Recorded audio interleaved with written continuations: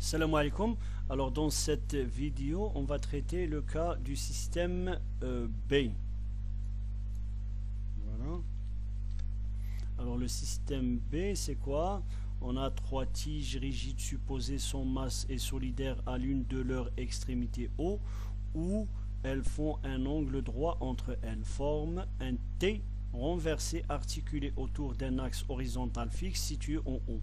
Chacune de ces tiges porte à son extrémité libre une masse ponctuelle, la tige de longueur L3 étant attachée à un ressort de raideur K, de sorte qu'à l'équilibre statique, le tige de longueur L2 est vertical. Le mouvement du système est repéré par l'angle θ.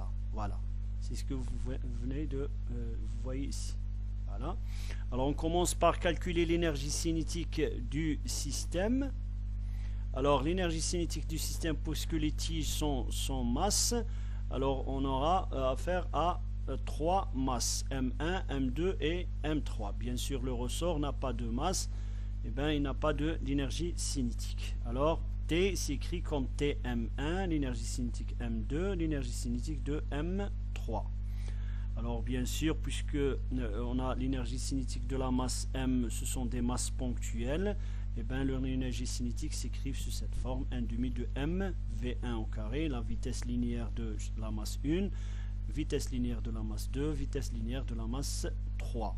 Bien sûr, la vitesse, le module de la vitesse, puisqu'on a besoin juste du module de la vitesse, V1 égale à ds1 sur dt, avec S1, c'est quoi? C'est l'arc que fait la masse. Voilà, S1, c'est l'arc que fait la masse M1 dans son mouvement, ce qu'on appelle les coordonnées curvilines, et elle est égale à quoi? Elle est égale à L1 θ. Θ, c'est l'angle que fait la masse M, la tige L1 avec l'angle θ.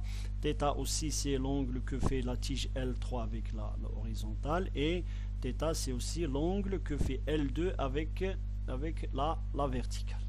Voilà. Alors, on a S1 égale à L1 θ, S2 égale à L2 θ, puisque c'est un système à un seul degré de liberté, c'est la coordonnée généralisée θ.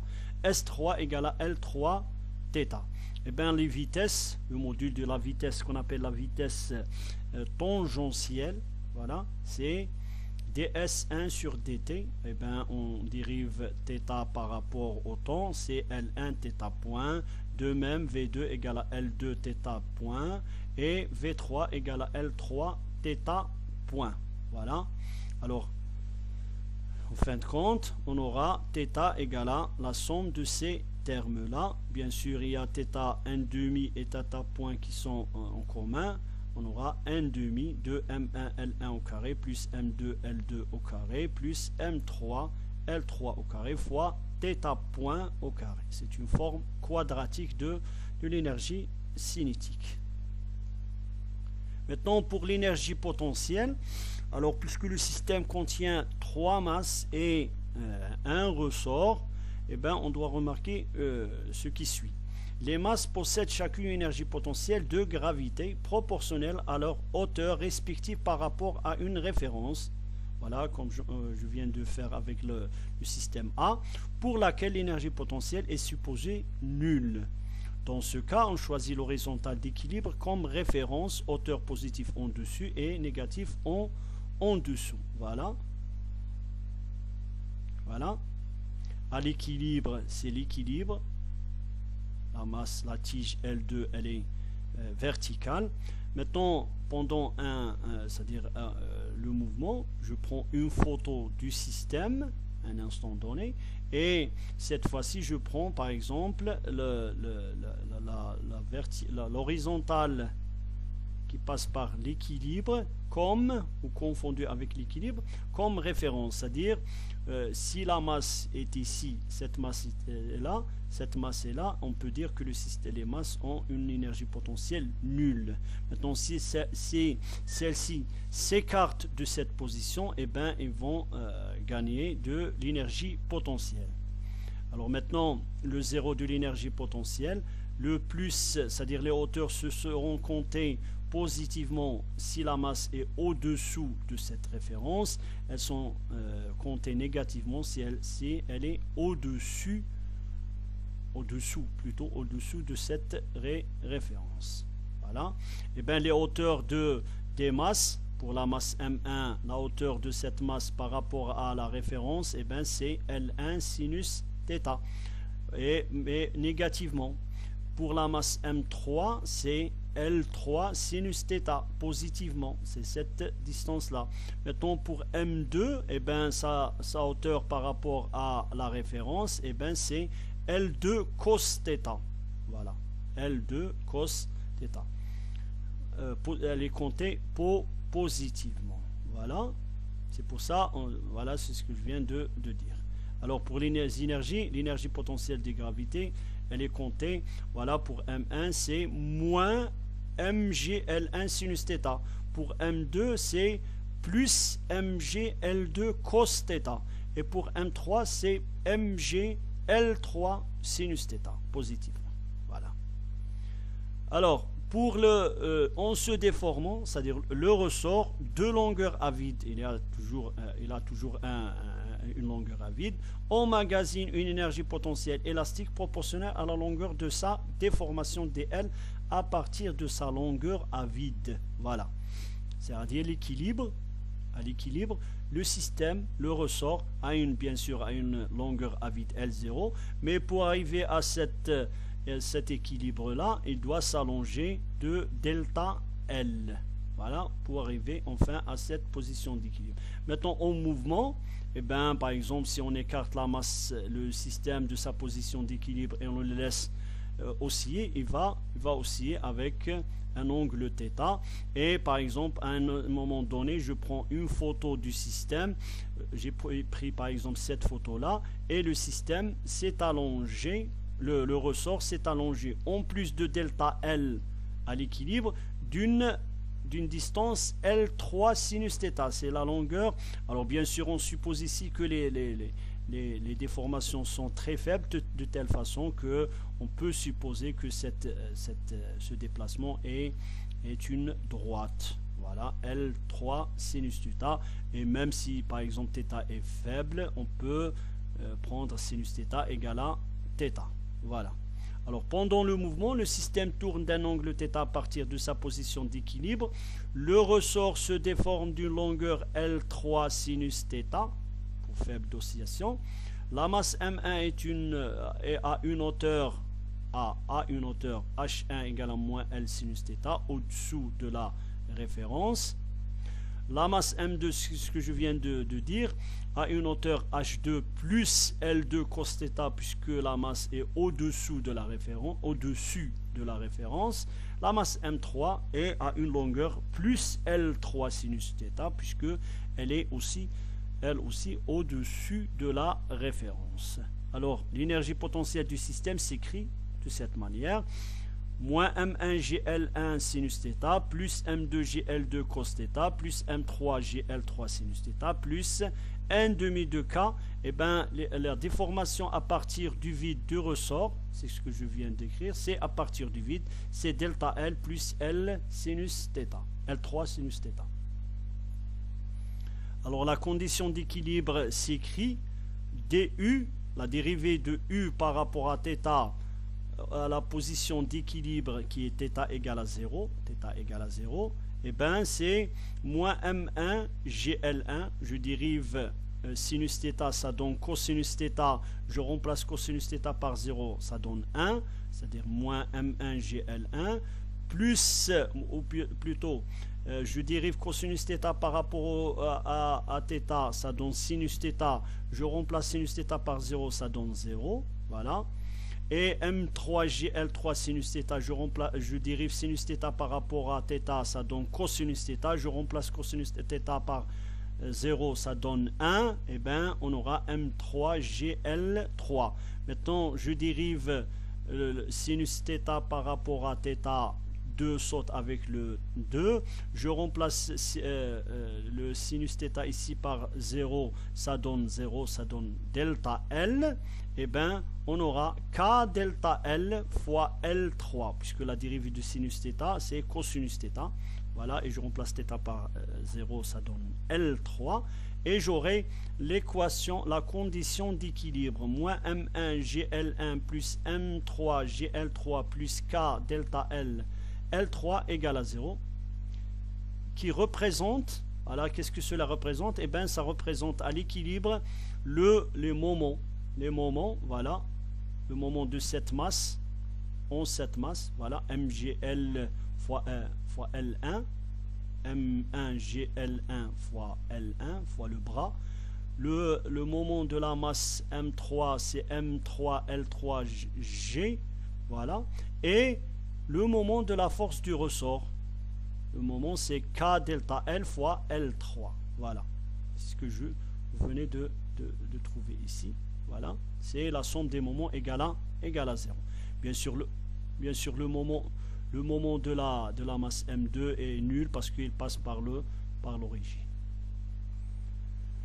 Alors, c'est cette condition d'équilibre qu'on va remplacer dans l'expression de l'énergie potentielle pour la simplifier. Eh bien, on y réécrit l'énergie potentielle, voilà celle-là, voilà, cette expression, voilà, je vais ouvrir les parenthèses et je vais ouvrir les parenthèses, j'aurai 1 demi de K delta L au carré plus 1 demi de K L3 au carré sinus au carré θ plus M2 GL2 cos θ, et j'ai rassemblé les trois termes ici, voilà, fois sinus θ, voilà, fois sinus θ ici, fois sinus θ ici, et le sinus θ de L, pour faire apparaître la condition d'équilibre. Et bien en fin de compte, c'est cette expression qui est nulle, puisque c'est la condition d'équilibre. Tout ce terme saute.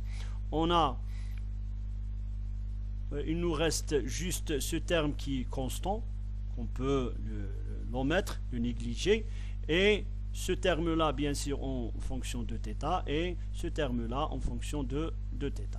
Voilà, en utilisant la condition d'équilibre, l'expression de U devient, voilà, c'est celle-là, où on a laissé tomber la constante 1 demi de K delta L, puisque, comme je viens de le dire, elle ne contribue pas dans l'oscillation. Alors, pour de faibles oscillations, on prend sinus θ égale à θ et cosinus θ égale à 1 moins θ au carré sur 2. C'est le développement limité de Taylor. On aura Uθ égale à 1 demi de KL, voilà, parce que j'ai remplacé cosinus θ par 1 moins θ au carré, et bien j'aurai M2 GL2 fois 1 moins 1 demi de MGL2 θ au carré.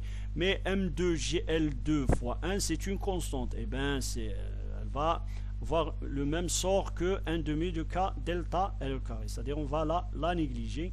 Et on a la relation, l'expression de l'énergie potentielle qui, c'est-à-dire, effectivement, fait osciller le système, c'est bien celle-là.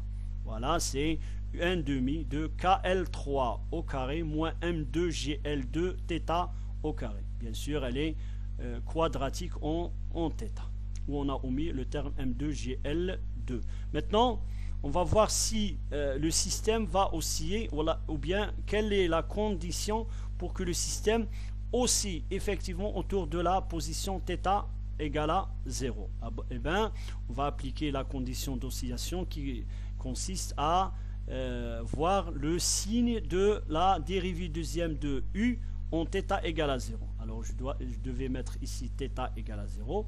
Et bien, je dérive du par rapport à θ deux fois et j'aurai KL3 au carré moins M2 GL2 qui doit être supérieur à 0 si, voilà, si KL3 au carré est supérieur à M2 GL2. C'est-à-dire ce système n'oscille pas tout le temps. C'est-à-dire pour n'importe quelle valeur de ces paramètres, M3, M2, M1, L1, L2, L3, K, eh ben, on n'est pas sûr que le système oscille. Sauf si ce dernier vérifie la condition d'oscillation. Quelle est la condition d'oscillation? Eh bien, il faut que le K fois L3 au carré soit supérieur à M2 GL2 pour que le système oscille. Sinon, il n'oscillera pas. Eh bien, le système n'oscillera pas, il s'effondre. Voilà, c'est ce qu'on appelle la condition d'oscillation. Alors bien sûr, on passe à l'écriture de l'énergie totale du système. Et bien l'énergie totale du système, c'est l'énergie cinétique plus l'énergie potentielle. Alors on a déjà trouvé l'expression de l'énergie cinétique. L'énergie potentielle, bien sûr le système est conservatif, c'est-à-dire il n'y a pas de force de frottement ni force extérieure. Son énergie potentielle, elle est tout le temps constante. Mathématiquement, c'est la dérivée de l'énergie potentielle par rapport au temps qui doit être nulle. Et bien, je dérive l'énergie potentielle par rapport au temps et j'aurai θ. Alors, le 2, ça va sauter avec le 2 et j'aurai θ point fois θ 2 points. Plus, voilà, je dérive θ 2 points par rapport au temps, j'aurai θ fois θ point égale à 0. Maintenant, je fais sortir le θ point comme facteur commun, comme variable commun, et j'aurai cette expression. Maintenant, pendant le mouvement, ce qui nous intéresse, c'est le mouvement, c'est que lorsque θ point est différent de 0. Alors, c'est ce terme-là qui doit être nul. Voilà, c'est ce terme-là qui doit être nul. Et on tombe sur l'équation du mouvement du système. C'est une équation différentielle du second ordre. Voilà, l'ordre le plus élevé, c'est la dérivée deuxième. Elle est linéaire, puisqu'il y a juste le θ, la dérivée deuxième. Il n'y a pas 1 sur θ, il n'y a pas le sinus θ, il n'y a pas le θ point θ. Voilà. Homogène, parce que le second terme est nul. À coefficient constant, parce que ce sont des constantes. Voilà le cas L3, M2, M1, etc. Ce sont des constantes, des coefficients constants. Alors l'écriture standard, voilà, bien sûr il manque ici le θ.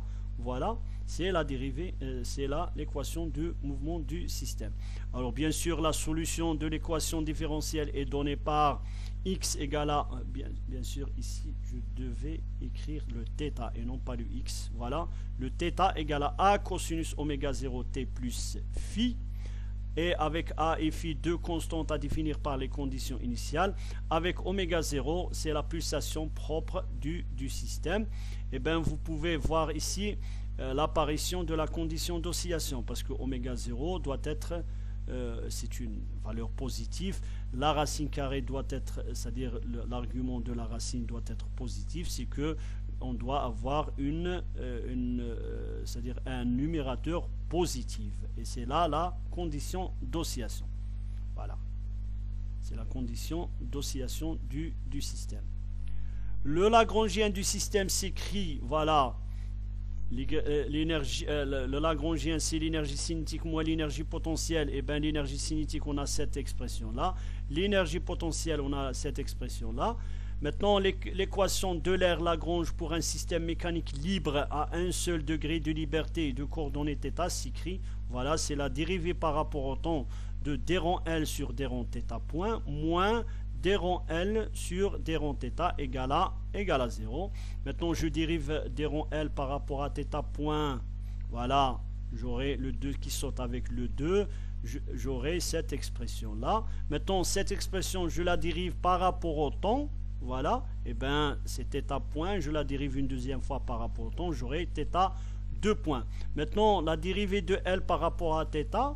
Eh bien, j'aurai cette expression-là, θ 2 saute avec le 2, et on aura le moins, voilà, moins KL3 au carré moins M2GL2 θ, voilà. En remplaçant les dérivés dans l'équation de Euler-Lagrange, on obtient cette expression-là. Voilà, il y a le moins ici, mais on a aussi le moins ici. Voilà, on a le moins, c'est pour ça qu'on aura le plus. Le plus, c'est l'équation différentielle ou l'équation du mouvement du système, et vous voyez que ça donne la même chose que par exemple si on avait utilisé l'énergie potentielle. Voilà, c'est une équation différentielle du second ordre linéaire homogène à coefficient constant que l'on peut mettre sous une forme standard. Voilà, bien sûr il y a toujours le θ ici parce que c'est l'effet de copier-coller. Voilà θ 2 points et le θ. La solution de l'équation différentielle, eh bien, copier-coller, ça reste toujours. On a le θ ici, normalement, c'est le θ et non pas le x. Et avec A et phi, deux constantes à définir par les conditions initiales et oméga 0, la pulsation propre du système. Merci.